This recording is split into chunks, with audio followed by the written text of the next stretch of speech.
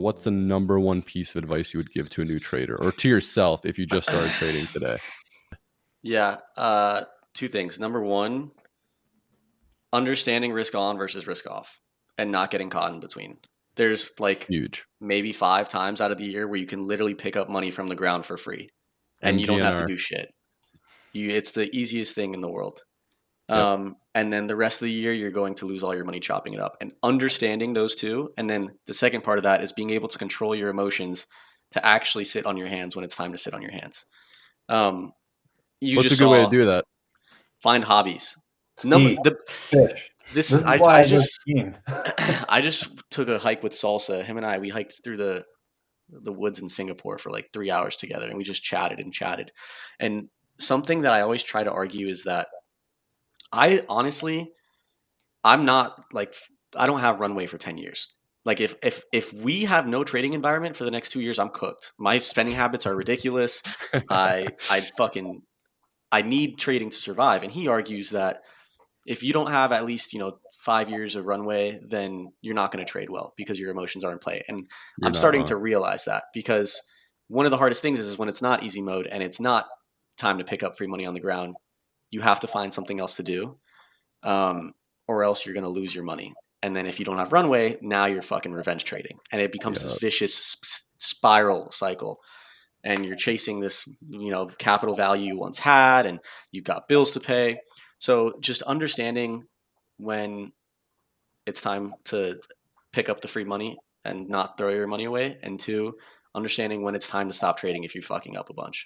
Like have a system. If you made a bunch of mistakes in a day, get the fuck up and go do something and walk away from your computer. That's the hardest thing. Is like you'll sit in a position for 4 hours, it goes against you, you close it, it moves, you chase it, then you get fucking stopped out again, and it's the You easiest way to take 3 chop up. haircuts. That's usually my rule. It's like 3 haircuts and I'm out for the day. Like Yeah. go fuck off, do something else, go to the gym, go play COD, right? Yep. Whatever makes sense. You do need to find hobbies. Trip likes to ski. I like to bodybuild. It's really about finding that outlet where you can detach from the markets, right? Like people don't talk about it enough, but like crypto trading can become an addiction 100% if you 100%. let it.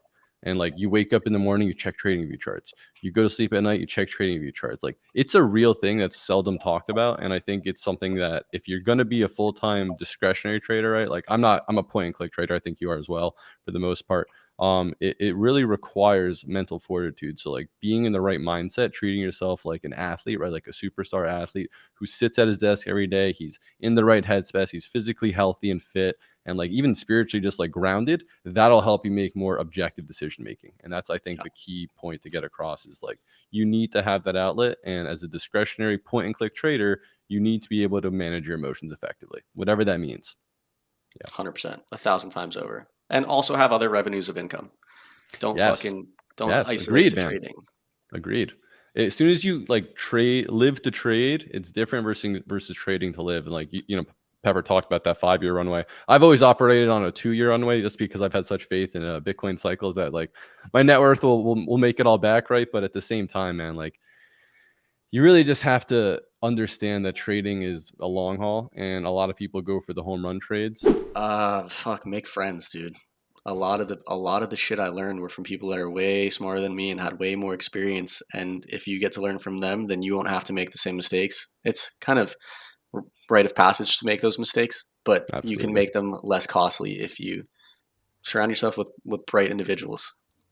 I like that. Finding a sense of community, I think, is definitely right. Like trading is a solo sport, but you can definitely gain a lot from sharing ideas, constantly talking to people, and kind of understanding how others think. Because, like, for example, in Fishing Club, Excel might share something about the footprint, whatever Trip might see something on Hyblock, and it all adds confluence. And it's like there's more than one ways to skin a cat. So finding that confluence between traders and understanding that everyone has their own system, but at the same token, we can all arrive at the same conclusion, so to speak, for our trades. So yeah, I like that advice a lot. So with that said.